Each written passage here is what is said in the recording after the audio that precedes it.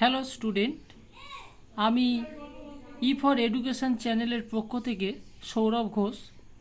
আমি আজকে তোমাদেরকে আমাদের ভারতীয় কিছু প্রথম মহিলাদের কৃতিত্ব নিয়ে তোমাদেরকে আমি একটা সাধারণ জ্ঞান দিতে দেব। প্রথম ভারতীয় মহিলা অনার্স গ্র্যাজুয়েট পাশ করেছিলেন কামিনী রায়।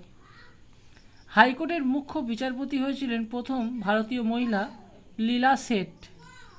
সুপ্রিম কোর্টের প্রধান বিচারপতি হয়েছিল কুমারী ফতিমা বিবি। হাইকোর্টের প্রধান বিচারপতি হয়েছিল আন্না চাঁদি। প্রথম মহিলা পাইলট দুর্বা ব্যানার্জি। প্রথম মহিলা স্পেসে যান কল্পনা চাওলা। এই ভারতীয় প্রথম মহিলাদের কিছু তথ্য আমি তোমাদেরকে জানালাম।